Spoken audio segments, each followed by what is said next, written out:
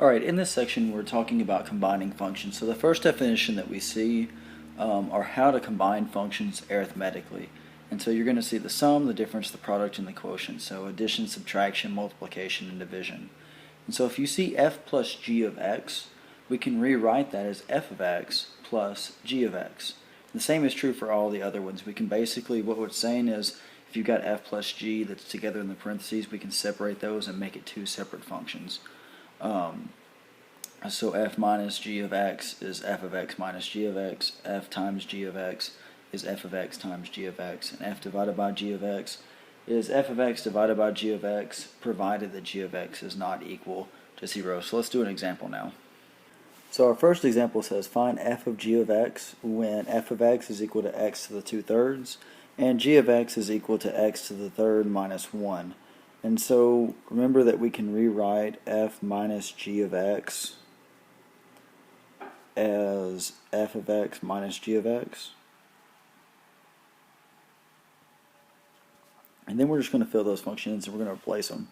It's going to give us x to the 2/3 minus x cubed minus 1. And the thing about it is we can't simplify this anymore, so this is going to be our answer.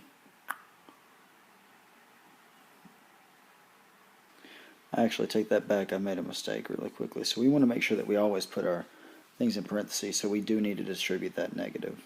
So it's going to give us x to the 2/3 minus x cubed plus 1. And so this will be our final answer. Now the next thing it's going to have you do is find the domain, right? And so we want to look at this problem and see if there's any restrictions. So this is a radical, right? It's in exponential form, but that is a rational exponent. So that's going to be, if we rewrite that, the cube root of x squared, but there's not going to be any restrictions on that. So our domain will be all real numbers, so negative infinity to positive infinity.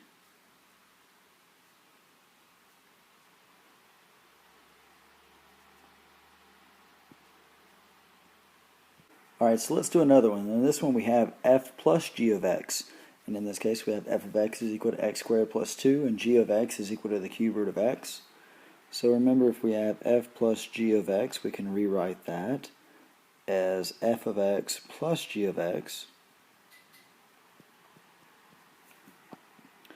And we're just going to fill that in, so that's going to give us x squared plus 2 plus the cube root of x. There's nothing else that we need to do to simplify that, so that's going to be our answer. And if we want to look for the domain of that, we do have a cube root, but remember that its domain is all real numbers. X squared, the domain is all real numbers, so our domain for this combined function is also all real numbers. So negative infinity to positive infinity. Alright, so our last example, we're going to find f divided by g of x, and we want to find that when f of x is equal to x squared plus 2 and g of x is equal to the cube root of x. So remember that f of g of x is the same as f of x over g of x. So in this case, that's going to be x squared plus 2 over the cube root of x. Now, this one we are going to have some restrictions on our domain. This is the answer because there's nothing else we can do to simplify that, nothing else we need to do to simplify that. But remember, we can't have 0 in the denominator, so we can't let x equal 0. So our domain in this case will be all real numbers except for 0.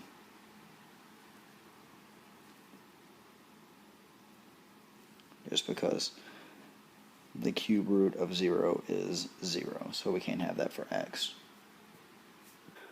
Alright, so the next thing that we're going to talk about is composing functions.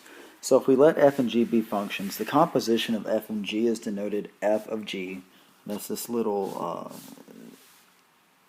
open dot circle right there, the f of g, and it's the function defined by f of g of x is equal to f of g of x.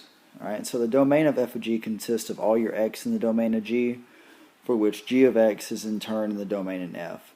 That's a little complicated, so let's break it down with a picture. Alright, so let's say that we have this set, right? And we're going to call this x. We have a dot in here that we're going to call x. When we apply the function g of x on it, so we're going to apply g of x, and that's going to give us an element in the range there, right? So that's g of x. And so this is going to be a whole entire new set of numbers because you got your inputs and these are going to give us the outputs that give us the g of x. Well, then what we're doing after we've done that is we're going to apply this other function f on it.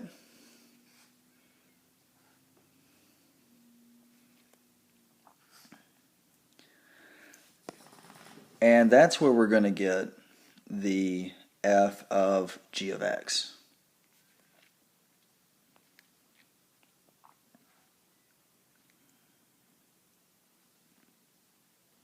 Right. And so basically what we're doing is we're kind of surpassing all of that, and we're getting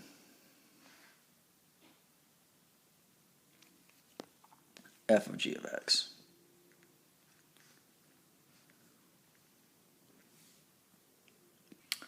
So now let's do an example. Alright, so let's say that we have two functions. We have f of x is equal to the square root of x plus 2, and g of x is equal to x squared. And so our first thing we want to find is f of g of x. So the first thing we want to do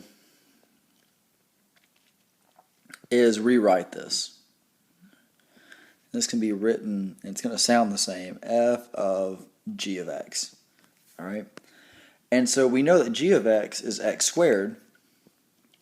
And so this is going to be f of x squared. We're just going to replace that. All right, we're going to replace the inner one. And now once we do that, we're just going to see anywhere we see x and f of x, we're going to replace it with x squared. So that's going to give us the square root of x squared plus 2. So that's going to be our answer. And now we need to talk about the domain of this. Now remember, if we have a square root, we do have a restriction on the domain. It has to be greater than or equal to 0. And so to find that, I'm going to change colors. To find that, we want to set x squared plus 2 to be greater than or equal to 0. X squared is greater than or equal to negative 2. Well, if we take the square root of both of those, that's going to be imaginary, so there's no restriction. Because the only restrictions are imaginary, and so on the real number line, it's just going to be all real numbers. So our domain for this one is all real numbers.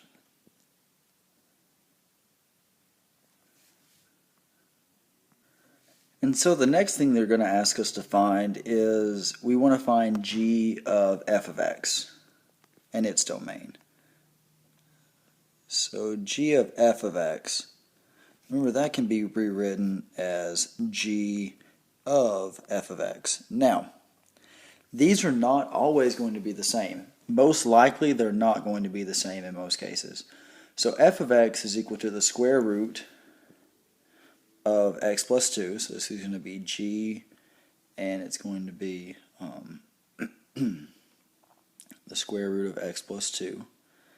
And so anywhere we see x, we're going to replace it with the square root of x plus 2. It's going to give us the square root of x plus 2 squared, which is just going to be x plus 2. So that's our answer here. Now we just need to find the domain. Alright, so since this did have a square root of x plus 2, that is going to affect our domain. And so what we have to do is we're going to go back to this portion right here and set that to greater than or equal to 0. And that's going to let us know that x has to be greater than or equal to negative 2. And we solve that. So our domain for this one is -2, infinity. All right. We didn't have to do that on the earlier one because it was the square root of x squared. And so since it's squared, it's always going to be a positive number, and then if you add 2 to it, it's always going to end up being more positive. And so that's why the domain is all real numbers, but here we have to place that restriction, even after we simplify it.